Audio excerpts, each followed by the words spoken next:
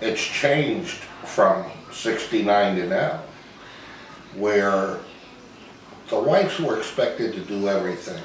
They took care of the kids, they cooked the meals, and so forth. We just sat back and relaxed and No, did our thing. the men were the hard workers of the house. That when we first got married, women weren't expected to work. The men worked, the women stayed home, took care of the house and the family. And as time went by, things changed.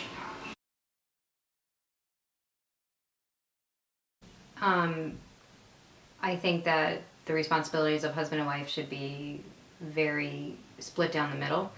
I think that there's not a set of rules that a wife should follow or a husband should follow. I think that they should work together as a team and split the duties of house, finances, if that's what they choose.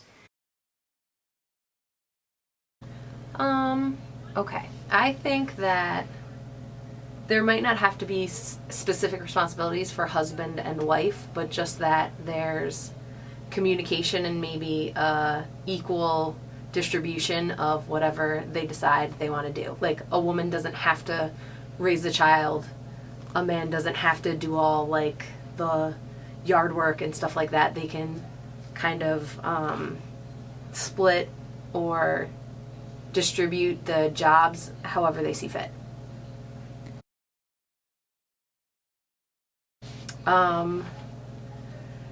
I don't know, because I feel like that doesn't happen so much with me, but I do see it in some of my friends that there's a gender stereotype that women should be the child rearing member of the family, and also maybe like cooking, dinner, cleaning, things like that, things like in the household. That doesn't really happen with my family, so I wasn't brought up that way, and it's not how I have my marriage with my husband. So we just kind of like split our responsibilities, and I feel like that's a safe and healthy way to not fall into gender stereotypes. I think that growing up, every man is taught that he needs to take care of his wife financially. And I think that every girl grows up thinking that they're going to have a husband that takes care of them. I believe that it's tainted, some of today's society and hurt a lot of relationships because people go in expecting to be taken care of, or expecting to stay home and do nothing while their husband works. I think it starts before people get married, even with the proposals. I feel like there's a gender stereotype and there's a lot of pressure on a male to propose to a female. This day and age, I think it still exists a little bit. Some people feel that women should stay home and the men should go off to work. But as time goes on, I think we're getting more progressive. And I know personally a few families where a male stays home and a female go off to work. That doesn't always happen. Again, I think it all depends on the married couple. Some people keep everything separate and independent in different accounts. Other people just share one joint checking account. Personally, I would do a hybrid of the two, where I would have my own checking account, my partner would have their own checking account, and then we'd also have a joint checking account where we both contribute the same percentage of our income.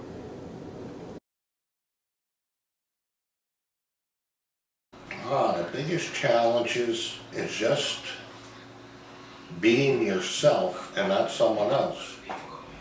Where you see a lot of marriages failing because you don't see the people trying to help each other through that their situation they're in or out. Financial's a big part of why you see marriages failing. But you gotta have like two opposites to really make that marriage work, I feel. I think the biggest challenges are keeping an open line of communication.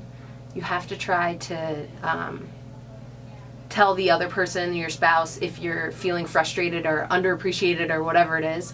You have to be able to vocalize that and kind of not turn it into a fight, which I think is important, not just in marriages, but in all relationships. So that's like mother, daughter, sister, brother, like friend relationships. You want to be able to talk about what is bothering you in a way that gets results, but without like it turning into a fight or escalating into something bigger than it is. Financial. And your kids as they get older. Yes. You worry about your children a lot. Communication, day-to-day busy life. You forget to be together as a couple.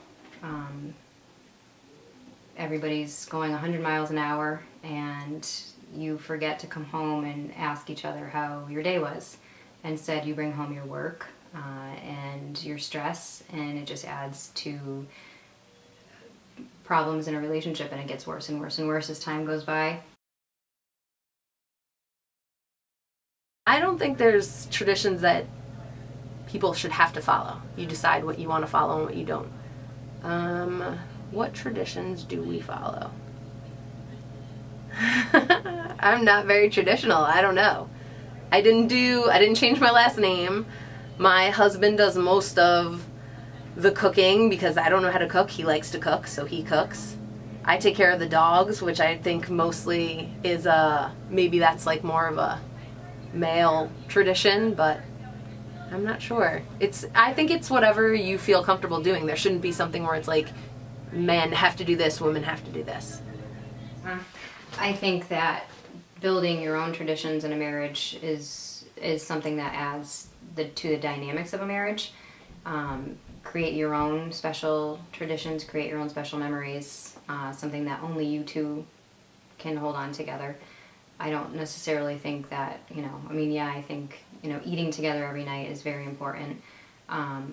It opens the line of communication, and it gives you time to sit and relax and look at each other. I think it's a choice, both of them. Sometimes it's not always a choice. Sometimes it's by accident, but it's up to the individual couple if they would like children or not. Well, now wait a minute. Nowadays, it's more planned, and kids get married later than we did. Yeah. So, sometimes it is a choice, and sometimes it's not. Like your grandmother said that. Things do happen where you have a baby out of wedlock or whatever, and these things do come to play. It's totally a choice. No one has to have a kid if they don't want to have a kid. I think that choice is something you have to talk about again early on, or probably it's better to talk about before you get married. Where if you're really passionate about having children and the other person's not, maybe that's a deal breaker. Maybe you have to, start over with someone else who feels similarly as you. And if that's something you're both interested in, you could do it, but you don't have to. There's no mandatory child rearing responsibilities. Unity, togetherness. Happiness. I think it's when two people are in love and want to be committed to each other for a really long time. Partnership, friendship, somebody that you can rely on in your happy times and your bad times. But marriage is work. It's a lot of hard work. It's not easy, and it pays off in the end if both of you are working towards the same goal.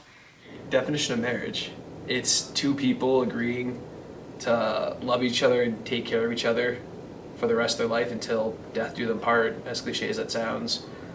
It's more than just love, though. It's you're willing to stand by their side, be their friend, when life presents you with outside stress, they're the person that you're going to lean on, and they're going to provide you help for the rest of your life. By talking, what else? We're not gonna take out some guns and have a duel, right? Right.